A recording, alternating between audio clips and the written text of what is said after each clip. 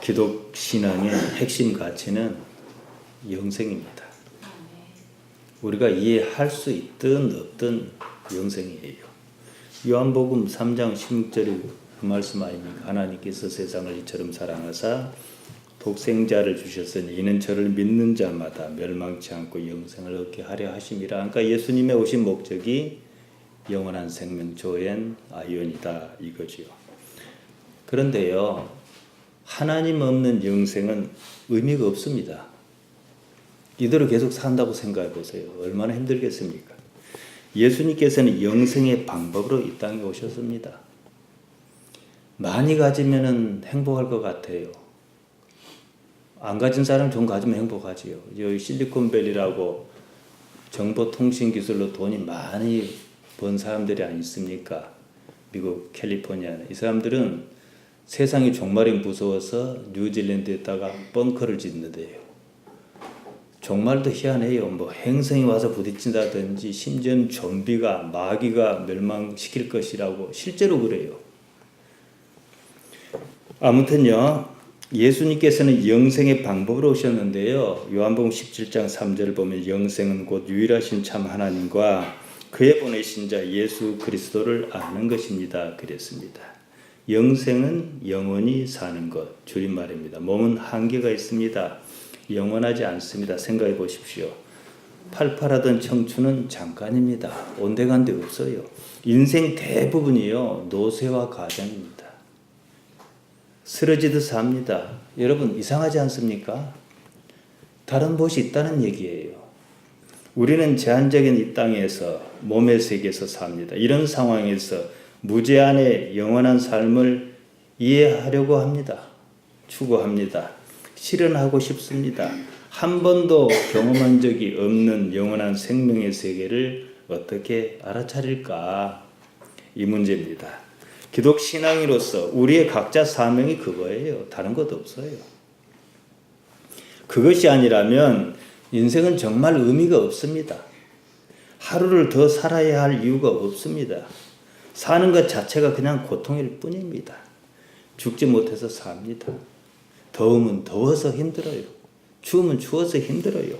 없으면 없어서 힘들어요. 있으면 있는 거 지키려고 힘들어요.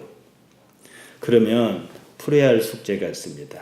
가본 적도 없으면서 어떻게 영원한 생명의 세계를 믿을 것이냐는 문제가 있습니다. 그 세계가 내가 믿으면 있고 믿지 못하면 없는 겁니까? 그러지는 않을 겁니다. 지금 사는 이 몸의 세계에서 그 나라를 어떻게 확신할 것이냐는 문제를 여러분은 반드시 극복해야 해요. 영생에 대해서는 하나님께서는 그렇다 칩시다. 예수님께서는 당신을 가리켜 말씀하셨습니다. 하나님께서 보내신 자 예수 그리스도를 알아야 한다 그러셨습니다. 예수님께 방법이 있다는 말입니다. 바로 그 때문에 우리는 예수님을 믿는다 그럽니다. 예수님을 믿는단 말이 뭡니까? 사람의 아들 예수님께서 어떻게 세상을 사셨는가? 무슨 가치관으로 세상을 대하셨는가? 그걸 생각해야 해요. 그래서 우리도 그렇게 살아야 하는 거예요. 이게 예수님 믿는 거예요. 그것도 없으면 모든 것이 헛소리입니다. 당신께서는 죽음을 말씀하셨습니다.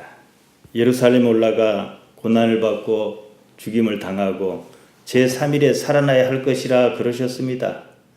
하나님의 생각을 말씀하셨습니다. 하나님의 계획입니다.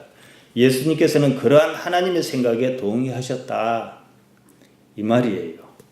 예수님께서는 우리와 똑같이 사람의 아들로 사셨습니다. 그럼에도 우리와 달랐어요. 예수님의 생각은 언제나 하나님의 생각과 같았습니다. 하나님의 생각과 우리 생각이 같아지는 것, 이것이 사람의 딸이요 사람의 아들인 우리의 목표여야 합니다.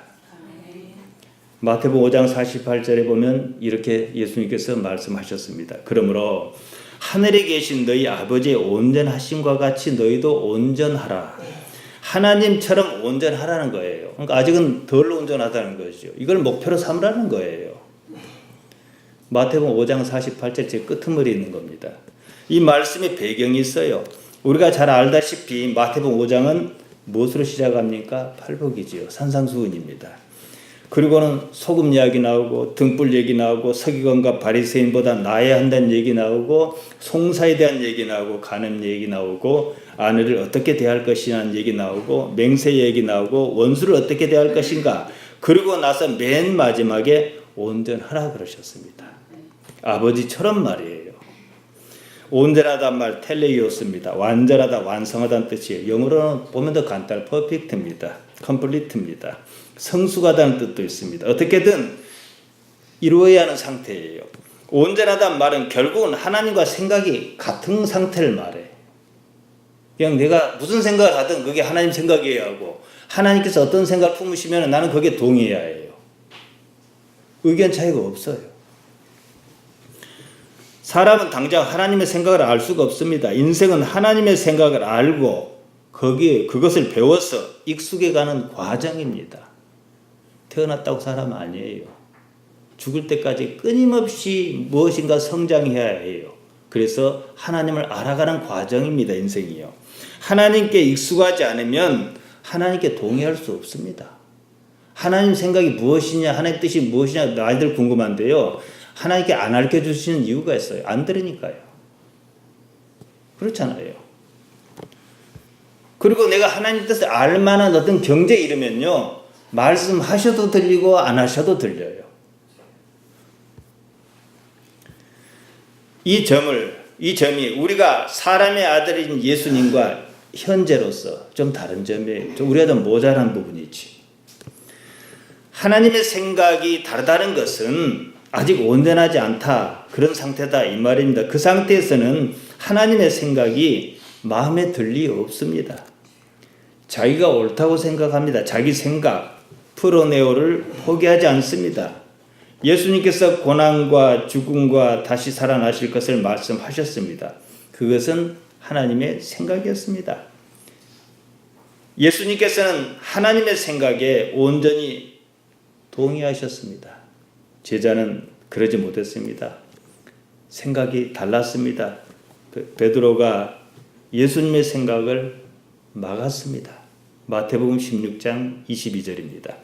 베드로가 예수를 붙들고 가나여 가로되 주여 그리마옵소서 일이 결코 주께 미치지 아니하리다. 제가 언젠가 이 부분을 설명하는데 어떤 사람이 제가 말씀드린 걸 오해를 한 것 같아요. 베드로가 예수님 사랑해서 그러지 않았냐 이 말이에요. 그래요. 맞아요. 그래도 생각이 거기 미치지 못한 건 사실이다 이 뜻이에요. 말투를 보면 자기가 옳다. 자기 생각을 굳건하게 믿었습니다. 그렇다면 예수님을 믿을 이유가 없는 거예요. 여기 가나다란 말 에피티마오인데요. 책망하다는 거예요. 예수님을 막 나무랐어요. 베드로가요. 경고했습니다. 벌하다 이런 뜻입니다. 예수님을 그 정도로 책망했다면은 내가 옳다는 뜻이잖아요. 부모가 왜 자식을 야단칩니까? 자기가 옳으니까. 그러잖아요. 그러니까 예수님 생각은 틀렸다는 거예요. 내 생각이 맞다는 이런 뜻이에요. 원문을 보면요. 그래서 예수님께서도요. 베드로를 똑같이 책망하셨습니다. 에피티마오 하셨어요. 사단이라 그러셨어요. 그만큼 이 상황을 베드로가 말한 그 상황을 심각하게 받아들이셨다 그 뜻입니다. 내 생각을 버리지 못하는 한 아직은요 멀었습니다. 제자를 보세요. 사도행전 제자나 복음서 제자나 그 제자가 그 제자고 기간도 길지도 않아요. 한 40일에서 60일 차이밖에 안 납니다. 사람이 완전히 바뀌어버렸잖아요. 어떻게 바뀌었습니까? 자기 생각을 버리는 쪽으로 바뀌었습니다. 자기 생각을 버려야 다른 일도 할 수 있고 광야로도 갈 수 있고 로마로도 갈 수 있어요. 그 결과 목숨조차도 버렸습니다. 오늘날 가장 교회가 큰 문제가 선교니 뭐니 다 좋은데요. 자기 생각 갖고 한다는 거예요. 아무리 그래도 그것은 자기 생각이에요. 하나님께서 원하시지 않을 수도 있다는 여지 정도는 남겨둬야 하나님 생각이 요만큼이라도 들릴 그런 기회가 있을 거예요. 바로 이것이 우리 신앙의 경지입니다. 생각하다 말 풀어내옵니다. 생각하다는 뜻 외에 흥미를 가지다, 애정을 두다, 관심을 기울이다, 주목하다, 마음을 품다, 마음을 두다는 뜻을 쓰입니다. 베드로의 관심이 어디 있었느냐 이거예요. 그게 사람의 일, 하나님의 일. 너는 사람의 일을 생각하고 하나님의 일을 생각하지 않는도다 이 말씀하신 거예요. 하나님의 일이 아니었습니다. 사람의 일이었습니다. 예수님으로 인하여 무엇을 이룰까였어요. 자기 관심을 가지고 있는 것을 이루려는 것이 보통 신앙인의 목표입니다. 자기 생각을 믿는 것은 우리 신앙 아니에요. 보통 사람들이 믿음 하면요, 내가 이루고 싶은 것을 믿는 것을 믿음이라 알아요. 아니에요. 그것이 많이 무너진 뒤에 새로 돋아나는 무엇, 그게 믿음이에요. 하나님의 생각과 동일하도록 어느 경지에 이르러야 합니다. 온전하게 말이죠. 대부분의 사람이 그렇습니다. 생각에 대해서 자기가 생각하는 줄 압니다. 생각은요, 내가 하는 게 아니에요.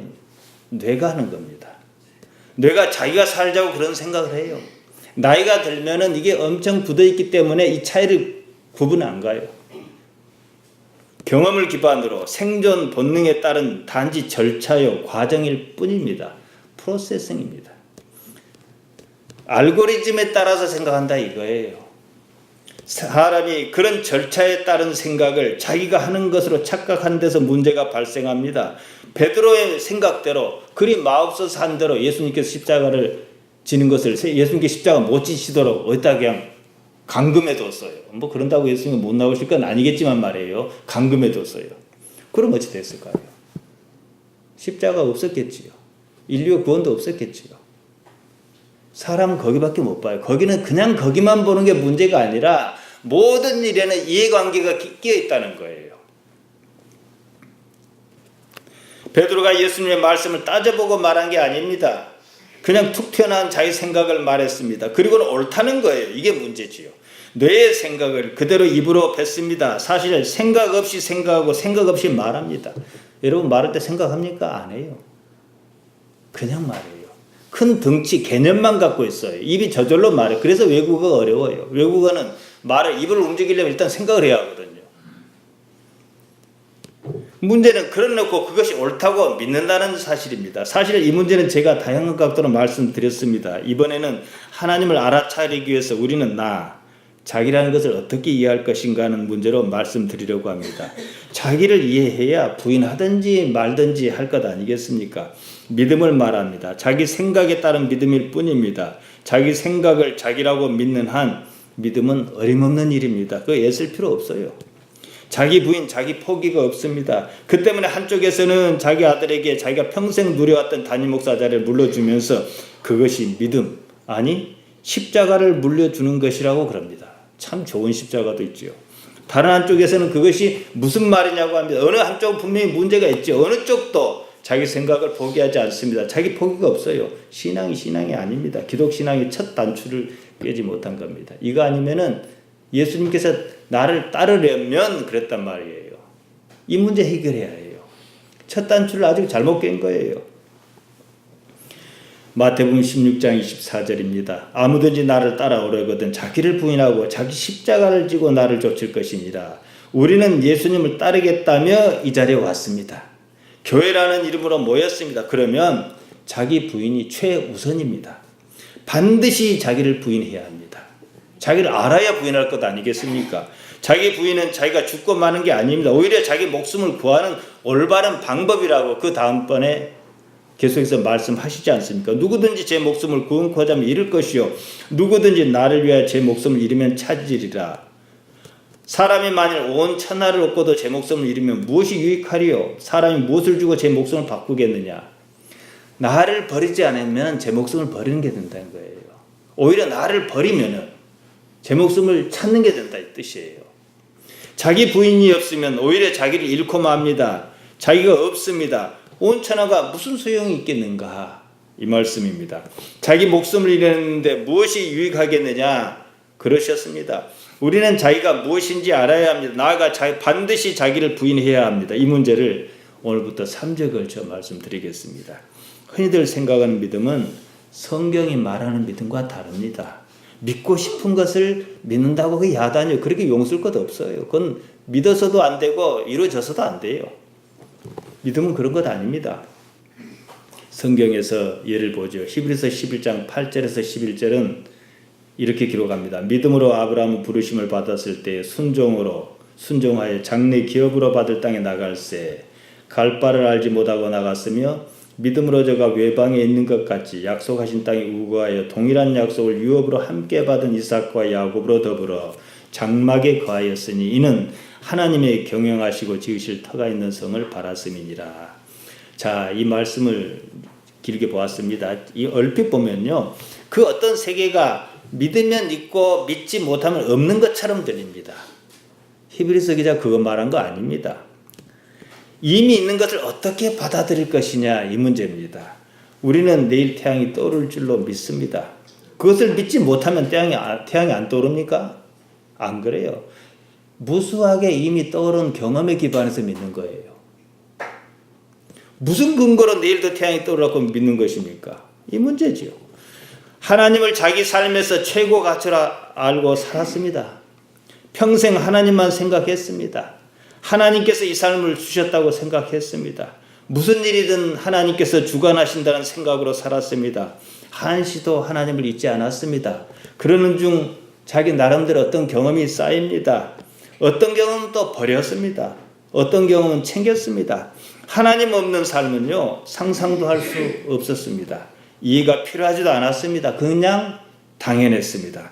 어느 날이었습니다. 또다시 하나님의 음성이 들렸습니다. 하나님의 음성이라고 분명히 자기는 확신할 수 있었습니다. 하늘에서 들렸어요. 언제나 그랬습니다. 그 음성은 귀로 들리는 소리가 아니었습니다. 마음으로 서로 통하듯 그렇게 들렸습니다. 그럴 때면 언제나 마음으로 이렇게 응답했습니다. 제가 여기 있나이다. 그랬습니다.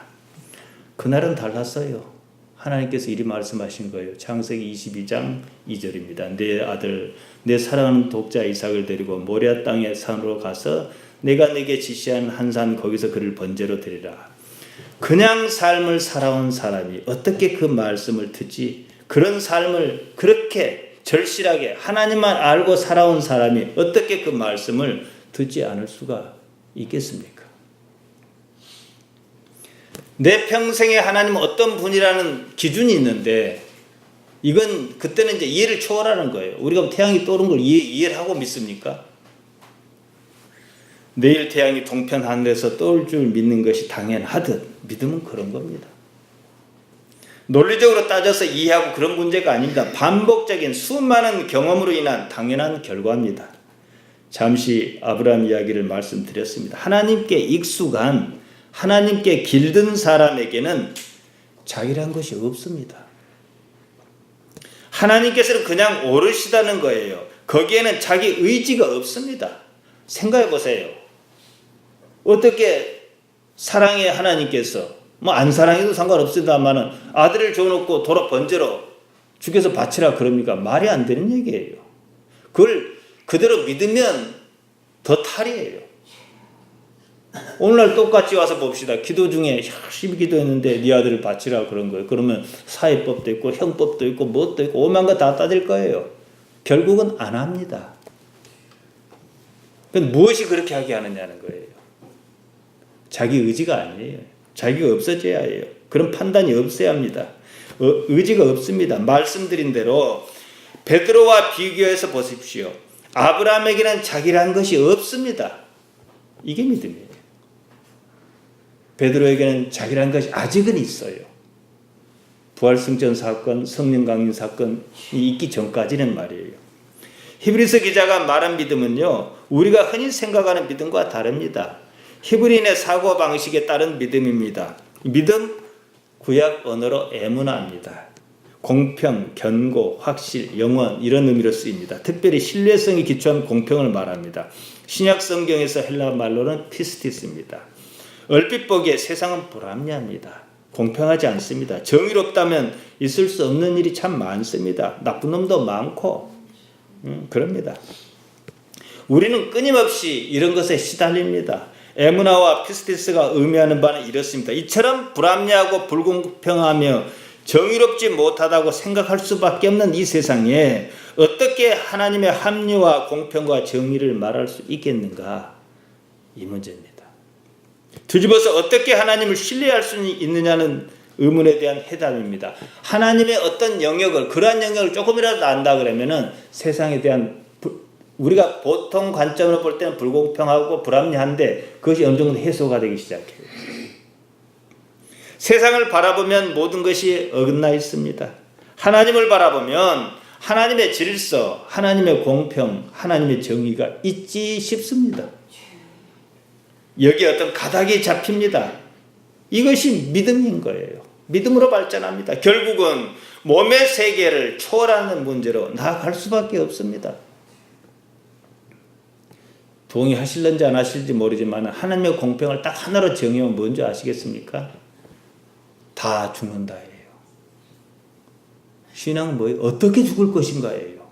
죽을 땐 내 모습은 어떤 모습일까? 매일처럼 죽어야 해요. 세상이 여전히 불만족스럽습니다.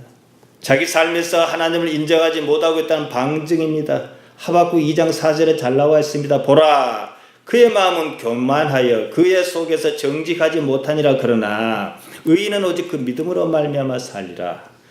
믿음이란 말 나오면 에무나입니다. 이 말의 어원을 따라가 보면 아만입니다. 우리가 기도할 때 쓰는 아멘 어원 같습니다. 성실, 진실, 사실 이걸 말합니다. 성경에도 진리란 말로도 씁니다. 구약의 히브리어는 에메트인데요. 어원이 똑같아요. 헬라어로는 알레데이아 같습니다. 이래놓고 요한복음 8장 32절 봅시다. 진리를 알지 진리가 너희를 자유케 하리라. 저는 진짜로 궁금해요. 이 말씀을 이해하고 계신지. 전주에 있는 한일 장신대 채플에 가보니까요. 강단에 이 말을 헬라어로, 영어로, 한국어로, 히브리어로 막 모자이크처럼 장식했다고요. 제가 만약에 거기서 설교를 하면 대뜸 이걸 물을 거예요. 여러분 진리가 무엇인지 압니까? 하고 묻고 시작할 거라 생각했어요. 진리, 그럼 무슨 종교적 어떤 의미, 이치, 거창하게 생각합니다. 아니에요. 그냥 사실이에요. 있는 그대로입니다. 요한복음 8장이 무슨 얘기인지 아십니까? 판단의 문제입니다. 가늠한 여자 사건으로 시작하지요. 누구 판단이 옳으냐는 사실 여부를 따지는 과정에서 진리를 알지 진리가 너희를 자유케 하리라 그러셨습니다. 별다른 말씀 아니에요. 사실을 제대로 알아라. 너희들 판단은 잘못 판단한 것이다. 이거 말씀하시는 거예요. 종교의 가치는요. 사실을 사실 그대로 아는 능력에 있습니다. 이게 마이크입니다. 그러면 또 마이크지 뭐 아니냐 그래요. 왜 여러분 이거 마이크라 그러면 마이크인 줄 답하신 줄 아십니까? 이해관계 없기 때문에 그래요. 내가 손해볼 것도 없고 이익 볼 것도 없으니까 그렇게 말하는 거예요. 그러나 다른 여러 가지 사정에 가면은 각각이 달라요. 이야기가 조금 곁들여서 우리가 기도할 때 믿습니다 라고 말하지 않습니까? 아멘 이럽니다. 이게 무슨 뜻이냐면은 사실입니다 이 뜻이에요. 나도 그 사실에 동의합니다 이 뜻입니다. 믿느냐 마느냐 그 말 아닙니다. 믿음, 에무나는 사실을 인식하는 능력을 말합니다. 그게 믿음이라는 거예요. 조금 전 요한복음 8장을 말씀드렸습니다. 거기서 핵심은요. 가늠한 여자 문제 아닙니다. 판단 문제예요. 판단은 사실을 사실로 인지할 때 올바른 판단이 가능하다는 얘기를 예수님께서 말씀하신 거예요. 너희는 사실을 모른다 이 뜻이에요. 한마디로 육체로 사는 이 세상은요. 이처럼 단단히 꼬였습니다. 지록 위마라는 말이 있습니다. 사슴을 가리켜 말이라 한다 이 뜻이에요. 중국 진나라 조거라는 사람이 있었습니다. 그의 권세가 얼마나 컸는지 임금을 능가했어요. 왕의 아들이 다시 왕이 됐을 거다니 그때 호의 왕이었는데 자신의 권세를 왕에게 시험해 보려고 황제에게 사슴을 가리켜 말이라 그랬어요. 황제가 뭐라 대답해야겠습니까? 말이라 해야 했어요. 이 얘기입니다 지금. 사슴은 그냥 사슴인 거예요. 말은 그냥 말이고 권세, 신하의 권세, 조고의 권세에 눌려 뻔히 사슴인데도 말이라 해야 했어요. 거기서 유래했습니다.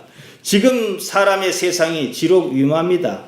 사실을 사실로 보지 못합니다. 권세에 눌렸던 욕망에 눌렸던 그것이에요. 돈 때문이든 무엇 때문이든 세상이 심하게 뒤틀렸습니다. 돈 문제가 아니면 단임목사 자리를 한사코 아들에게 물려주는 일이 없습니다. 예수님의 존재 가치가 거기에 있습니다. 사슴은 사슴으로, 말은 말로 알게 하는 데 있습니다. 이게 진리를 알지니 이 말이에요. 사실을 알아라 이 말입니다. 말은 말이고 사슴은 사슴이다 이 뜻이에요. 종교는 특히 기독교는 욕망과 투쟁 아래에서는 답이 없어요. 죄도 마찬가지입니다. 사슴은 그냥 사슴이고 말은 그냥 말입니다. 있는 그대로를 인식하는 능력에 종교의 능력이 있습니다. 그러면 쉽지 않습니까? 사실 이것은 매우 당연합니다. 이렇게도 당연한 능력을 잃고 삽니다. 그 때문에 하나님을 알아차릴 수 없는 상태에 빠지고 말았습니다. 다들 거짓에 둘러싸여 있어 사실에 접근하지 못합니다. 자유롭지 못합니다. 있는 그대로를 보지도 못하고 받아들이지도 못합니다. 그러니 자유로울 리가 없습니다. 자유롭다면 어떻게 하십니까? 여러분이 누구를 만나보세요. 상대방이 누구냐에 따라서 내 행동이 불편합니다. 자유롭지 못하고 그 자유롭지 못한 거예요. 왜냐? 이해관계가 어떻게 손해로 작용할까? 아니면 내가 어떻게 나와야 내게 이익일까? 그게 작동해서 그런 거예요. 이걸 확장해 보세요. 거짓투성이 아니겠습니까? 우리는 이미 꼬여 있습니다.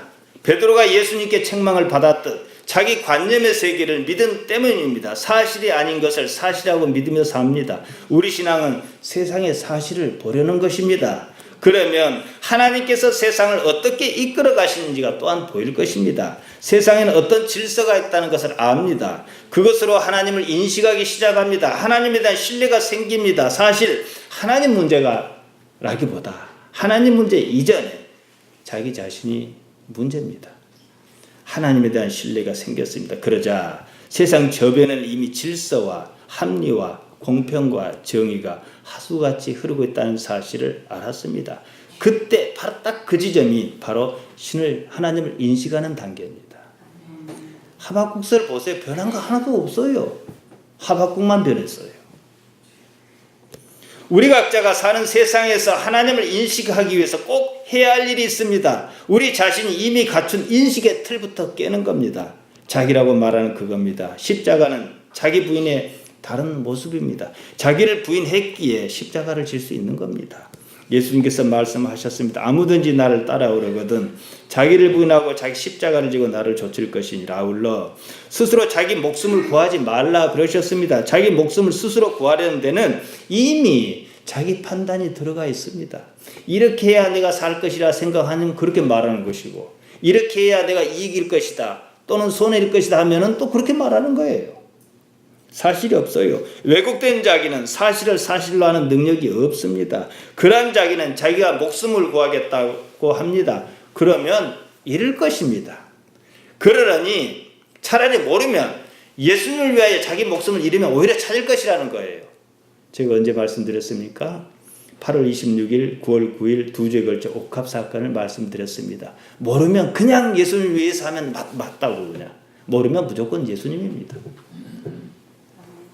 부인해야만 하는 자기가 도대체 무엇인지 알아야 합니다.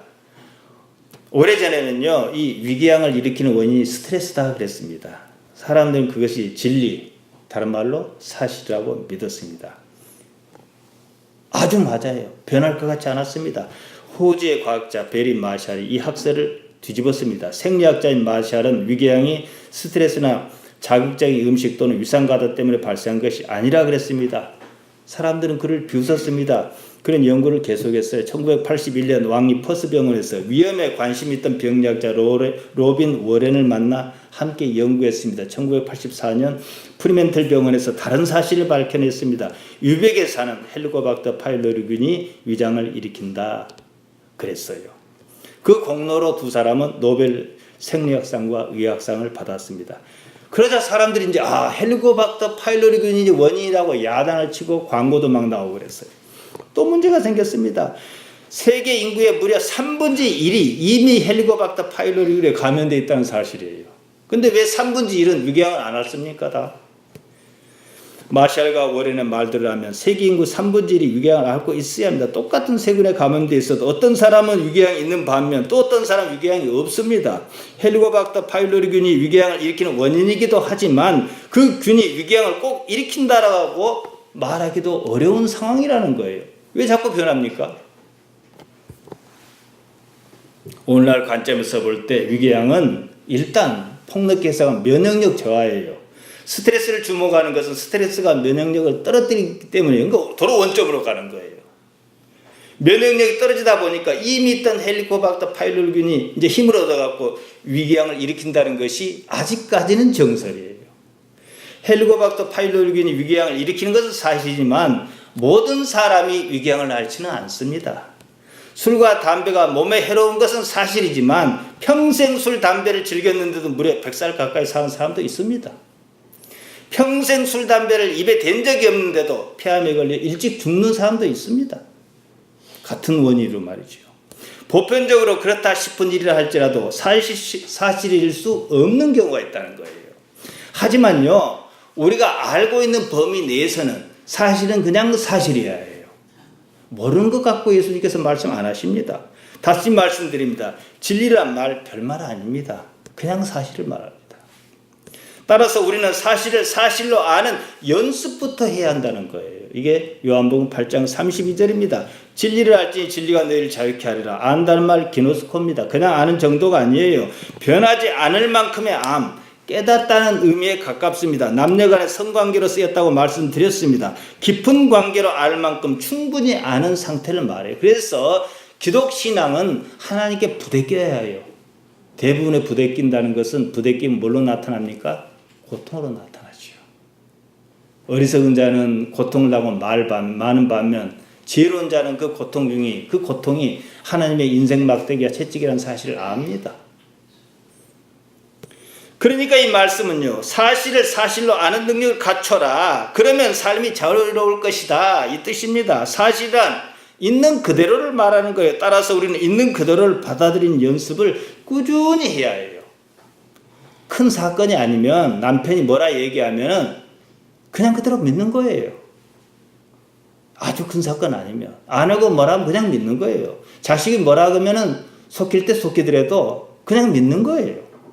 그냥 받아들이는 거예요. 사실 있는 그대로에 익숙하면요, 삶이 상당히 자유롭습니다. 처음에는 상당히 불편할 거예요. 왜? 그렇게 안 살았기 때문에. 그럴 수 있는 근거가 무엇이겠냐는 게 이게 중요해요. 하나님 때문입니다. 하나님께서 계시기 때문에 우리는 있는 그대로 살 수 있는 것이에요. 있는 그대로가 능사란 얘기가 아니에요. 뒤집어서 하나님을 처음부터 볼 수가 없어요. 바람처럼 눈에 보이지는 않아요. 그럼 어떤 경험으로 나타나야 할 터인데 있는 그대로 살면서 하나님을 의식하는 거예요. 제가 하나님을 찾는 방법을 이렇게 말씀드리는 겁니다. 하나님께서 살아 계신다는 사실이 근거입니다. 사람이 처음부터 하나님 알아보지 못합니다. 하나님을 인정하고 있는 그대로 익숙할 때 하나님을 알아차린다는 거예요. 다시 말씀드립니다. 하나님을 알아차리고 싶으면 사실을 사실 그대로 인식하는 연습을 좀 하셔야 해요. 그 다음부터는 삶을 대한 태도가 바뀝니다. 사람은요, 새로운 사실이 밝혀지기 전까지는 어떤 사실, 절대적인 곧 진리라고 사실이라고 믿는 경향이 있습니다. 아리스타르코스나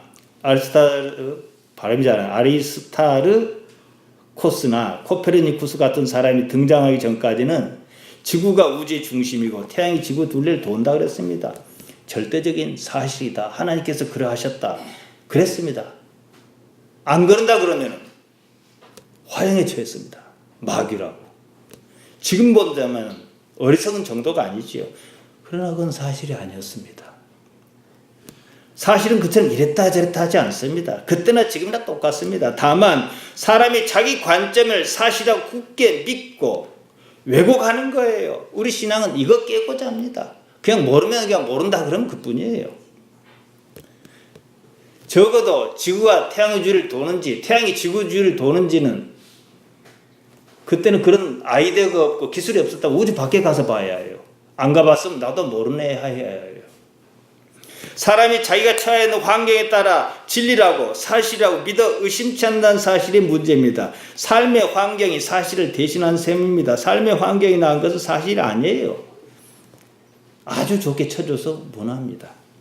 갈릴레는 지구가 우주의 중심이 아니고 태양을 중심으로 도는 행성이라 그랬습니다. 그 때문에 1633년 6월 22일 로마 교황청 종교재판부에 불려갔습니다. 자기가 알고 있는 사실이 거짓이라고 시인하지 않으면 화형당할 판이에요. 그래서 갈릴레이는 거짓으로 잡혀가고 나왔다고 그럽니다. 지금 시대는 당연한 사실이 그때는 마귀가 갈릴레이 속에 들어가서 그렇게 말했다고 생각을 했어요. 교회는 판단했습니다. 그조차도 사실이 아니었습니다. 그런 식으로 마귀나 마녀로 몰려 죽은 사람이 어디 한둘이 아니었습니다. 자기 관념을 사실이라고 믿는 것만큼 큰 오류가 없습니다. 사실 여부를 판단하는 희한한 능력을 가진 교회는 백년 전쟁 때 조국 프랑스를 위기에서 구한 잔다르크를 마녀라고 불태워 죽였습니다. 정치적인 이유가 있었습니다만 잔다르크가 너무 잘난 것이 문제였을지도 모르겠어요. 마녀니까 죽여도 괜찮은 거예요. 지금도 그렇습니다. 궁지에 몰리면 자신을 돌이켜봐야 하는데 그러지 않습니다. 그러기는커녕 단임 목사직 세습을 반대한 사람을 마귀라 그럽니다. 저는 그분에게 딱 한마디를 묻고 싶어요. 평생에 단 한 번이라도 좋으니까 마귀를 본 적이 있느냐고. 그거 없습니다. 봤다면 헛것 본 거예요. 교회는 자신의 권위에 도전하는 모든 사람을 마귀라 하면 참 편합니다. 그만이에요. 오늘날 그런 교회는 하나님께 지켜주시지 않는 것 같습니다. 마귀가 지켜주잖아요. 마귀라 그러면 다 벌벌 떠니까. 힘의 문제입니다. 자신이 감당할 수 있는 이상의 힘을 가졌기 때문입니다. 자기 부인이 없는 그 자리에는 반드시 사실 왜곡이 있습니다. 마귀라고 퉁칩니다. 사실 가운데 거하지 않으면 하나님의 자녀가 아닙니다. 요한복음 16장 13절입니다. 그러나 진리의 성령이 오시면 그가 너희를 모든 진리 가운데로 인도하시니 진리란 말은 하면 전부 사실이라고 생각하면 돼요. 있는 그대로다. 그러나 있는 그대로의 성령이 오시면 이렇게 번역하시면 훨씬 쉽습니다. 그가 자유로 말하지 않고 오직 듣는 것을 말하시며 장래일을 너에게 알리시라. 이 말씀은 관념적으로 보면 아무것도 보이지 않습니다. 진리라는 말 마찬가지예요. 그냥 사실을 말합니다. 성령이 하는 일은요, 사실을 밝히는 일이에요. 예수님의 사역은 사실을 사실대로 밝히는 그 작업이었습니다. 이걸 이제 바통을 성령이 이제 이어받아 가지고 한다 이 말이에요. 따라서 우리는 있는 그대로 보는 사실을 사실대로 알아차리는 연습을 해야 합니다. 크게 손해 날 일 아니면은 말한 대로 들어요. 나도 있는 그대로 얘기하고 도저히 감당하지 못할 것 같으면은 주여 제 능력은 여기까지입니다 하고 그때 가도 조금 양보해도 괜찮아요. 그때는요. 그럼 자꾸 역량을 키워나가야죠. 복음의 목적은요, 교회를 유지하는 데 있지 않습니다. 여러분, 사람을 살리며 영생에 영원한 생명에 이르게 하는 겁니다. 예수님께서 오신 목적이 그러니까 말이죠. 교회의 존재 이유는 복음 전파에 있습니다. 자기 몸집 불리고 유지하고 세습하고 그런 데 있지 않습니다. 오히려 그 몸을 버려 세상을 살리려 합니다. 스트레스든 헬리코박터 파일로리균이든 또 무엇이든 엄밀히 말해 그것이 위기양을 일으키지 않습니다. 위기양을 일으키는 그것이 위기양을 일으킵니다. 이게 사실이에요. 저는 그것이 뭔지 모르겠어요. 그러나 그것이 사실이에요. 사실인 것 같은 것은 이미 사실이 아닙니다. 우리는 원인인 그것이 무엇인지 모릅니다. 때문에 우리는 여러 가지 나타나는 현상을 보고서 대개는 추측하여 말할 뿐입니다. 거기에는요, 항상 판단이 들어가 있습니다. 판단은 뭐가 문제냐? 자기도 모르는 사이 이해관계가 개입해 있거든요. 그 판단이 참이냐는 문제입니다. 판단의 주체가 참, 사실이 아닌데 똑같은 말입니다. 참이나 이런 거요. 그 판단이 어떻게 참일 수 있겠습니까? 말 그대로 추측입니다. 그 말은요, 사실이 아닐 수도 있다는 겁니다. 한때 스트레스 원인인 것 같았습니다. 나중에 보니까 헬리코박터 파일로균이 어쩌고 합니다. 맞긴 한데 또 지나서 보니까 꼭 그것이 주된 원인은 아니더라는 식으로 자꾸 바뀌어요. 그럼 사실 아닌 거예요. 시대에 따라, 상황에 따라, 형편에 따라 변하는 것은 사실이 아닙니다. 사실은 원래 변하지 않아서 왜 우리가 내일 태양이 떠오를 줄 믿습니까? 항상 그랬거든요. 이랬다 저랬다 안 했거든요. 구름이 잔뜩 낀 날은 태양이 없는 줄 알았는데 그때도 돌고 있었거든요. 딴 데서 보니까. 그래서 믿는 거예요. 하나님께서는 영존하십니다. 단지 우리가 사실이라고 여기는 관점이 변할 뿐입니다. 사람이 사실이라고 여기는 것은요, 그 사람이 처해 있는 삶의 상황이 그런 거예요. 많이 왜곡된 삶을 사는 사람은요, 거짓말도 많을 수밖에 없어요. 살자고. 그렇지 않겠습니까? 거짓말할 이유가 전혀 없는 어떤 형편을 가진 사람이 있어요. 그건 거짓말이 필요 없어요. 사실이 더 편해요. 거짓말하는 머리 써야 하거든요. 머리 쓸 이유가 없어요. 그러니까 필연적으로 왜 판단이 문제가 있냐? 자기가 느끼든 느끼지 않든 이해관계가 들어있거든요. 이익이 없으면요, 담임 목사 잘했든 무엇이든 세습하겠다고 저 난리치지 않습니다. 이미 그러한 데는 사실이고 뭣도 없어요. 관심도 없어요. 자, 사실이 없습니다. 관심이 없습니다. 뭐가 없겠습니까? 영생이 없습니다. 영생은 사실에 근거하거든요. 간단해요. 그 나라가 그렇게 소중하면 그 일 안 합니다. 밭에 감추인 부하가 얼마나 가치 있는 걸 알기 때문에 모든 걸 다 팔아 그 밭을 통째로 샀습니다. 진주장사가 남은 모르는데 나는 전문가예요. 딱 보니까 좋은 거예요. 그러니까 내 자산 다 팔아서 그거 샀습니다. 영원한 세상이 그렇게 소중합니다. 다 팔아 사야지. 언제 그 세습하고 그럴 시간도 없고 정신도 없고 새도 없어요. 그러니까 뭐예요? 안 믿는다는 거예요. 거짓말같이요? 안 믿습니다. 저는 제가 60이 되면 목사들이 어떤 생각 목회할까 참 궁금했어요. 전도사 때 목사 한번 벌벌 때렸거든요. 아무것도 없어요. 안 믿어요. 시스템만 믿어요. 요한복음 14장 6절입니다. 예수께서 가라사대 내가 곧 길이요 진리요 생명이니 나로 말미암지 않고는 아버지께로 올 자가 없느니라. 길이라 하셨습니다. 방법이다 그 말씀입니다. 생명이라 하셨습니다. 산다 그 말씀입니다. 진리라 그러셨습니다. 말씀드린 대로 사실이다 그 말씀입니다. 예수님께서는요 사실을 가르치셨습니다. 세상을 있는 그대로 보도록 그렇게 봐도 산다. 하나님께서 계신다. 이 길을 터주셨습니다. 그것이 하나님을 아는 유일한 방법입니다. 그 때문입니다. 예수님 사람의 아들 예수님을 보세요. 신의 아들 말고 사람의 아들 예수님을 보세요. 자기란 것이 없습니다. 우리가 상상할 수 있는 어떤 도사나 신성이 있다 그럽시다. 그에게는요 자기란 것이 없습니다. 그렇지 않습니까? 하나님과 일치하셨습니다. 이렇게 말씀하셨어요. 요한복음 8장 16절입니다. 만일 내가 판단하고 내 판단은 참되니 남들은 다 판단하지 말라 해놓고 당신은 판단하겠대. 왜요? 자기가 없으니까. 여러분도 판단하십시오. 단 자기가 없으면. 이는 내가 혼자 있는 것이 아니요 나를 보내시니가 나와 함께 계심이라.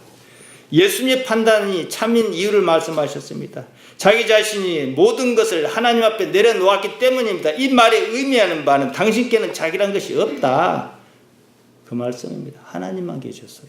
그러니까 우리가 사람의 아들 예수님 보면 뭐가 보여요? 그냥 하나님이 보이죠. 그는 사라지고 하나님이 보이는 거예요. 아브라함은 아들을 번제로 바치라는 하나님의 말씀을 판단하지 않았습니다. 아마 판단할 수가 없었겠지요. 판단이 들어갔으면 바치지 못합니다.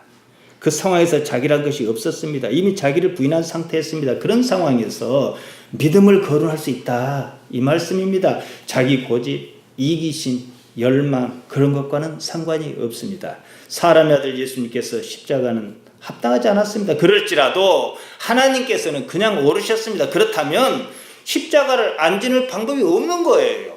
당신께서 길을 열어주시지 않는데. 십자가보다도 하나님께서 더 큰 가치인데. 십자가가 목표가 아닙니다. 예수님께. 하나님이 착각하면 안 돼요. 여러분 여기 왜 나오셨습니까? 하나님을 빼면 여기 나올 무슨 이유가 있습니까? 문목사같이 그렇게 교회는 안 바꾸는데 사람의 아들은요 하나님을 포기할 수 없으셨습니다. 자신을 버리고서라도 말이에요. 우리 신앙은 이것을 말합니다. 사람이 사실 참으로 살 수 있는 경우는 단 하나뿐입니다. 예수님께서 그러셨듯이 하나님 나라를 인정하는 겁니다. 하나님께서는 사람을 속이지 않으십니다. 사람이 자신을 속입니다. 예수님을 따르려면 속이는 자기를 이해해야 합니다. 자기를 포기해야 해요. 생각의 자기를 버려야 합니다. 생각과 자기를 동일시할 아무런 이유가 없습니다. 예수님의 복음을 진리라 그럽니다. 무엇이 사실인지 그겁니다. 세상을 알아차리고 이해하는 유일한 방법입니다.